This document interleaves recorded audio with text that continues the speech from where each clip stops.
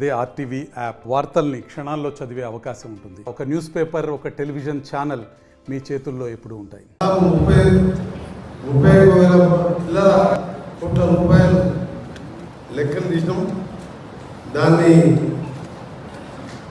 July మొదటి వారంకెళ్ళి 2 లక్షల లోపు రుణమాఫీ చేయడానికి నిర్ణయం తీసుకొని ప్రత్యేకంగా దాని మీదనే క్యాబినెట్ మీటింగ్ జరిగింది.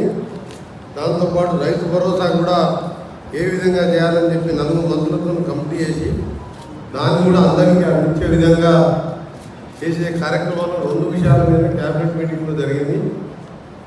2 లక్షల రుణమాఫీ గతంలో ఎప్పుడు కూడా ఒకసారి జరగలేదు. 2014 నుంచి 2023 డిసెంబర్ 11 వరకు మొదటి విడత పోయిన గవర్నమెంట్లో 16,000, ఆ తర్వాత 12,000 కోట్లతో మొత్తం 28,000 కోట్లు 10 ఏళ్లలో మాత్రమే అది 6-7 విడతలుగా ఇవ్వడం జరిగింది. దాంతో రైతుకు పెద్దగా లాభం జరగలేదు. అది బ్యాంకులకు బయట తెచ్చుకున్న వడ్డీలకే చనిపోయిందని ఒక సాహసోపేతమైన నిర్ణయం తీసుకొని రైతులను ఒకసారి అప్పులకెళ్ళి బయటపడాలి, ప్రైవేట్ విద్యలు ఉండొద్దనే ఉద్దేశంతో పోయిన మేలో వరంగల్లో జరిగిన సభలో, రైతు డిక్లరేషన్ సభలో రాహుల్ గాంధీ గారు ప్రకటించిన విధంగా చెప్పిన మాటకు కట్టుబడి మాటకు మీద నిలబడే గవర్నమెంట్గా మడమ తిప్పకుండా ఆగస్టు 15 లోపే, ఆగస్టు 15 అని పెట్టుకున్నా కానీ ఆగస్టు 10 కావచ్చు, ఆగస్టు 5 కావచ్చు, తప్పకుండా రుణమాఫీ చేయబోతున్నామని ఈ సందర్భంగా సంతోషంగా రైతులందరూ కూడా శుభాకాంక్షలు తెలియజేస్తూ మా ముఖ్యమంత్రి గారికి కూడా మీ అందరి తరఫున రైతుల పక్షాన, నల్గొండ తెలంగాణ రైతుల పక్షాన, ఎందుకంటే రైతు అనేవాడు ముఖ్యం.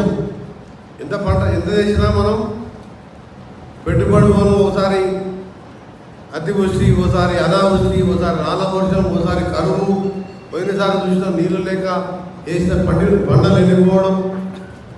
ఈ పరిస్థితులలో 2 లక్షల రుణమాఫీ అనేది బహుశా దేశంలో ఏ రాష్ట్రంలో చేయలే.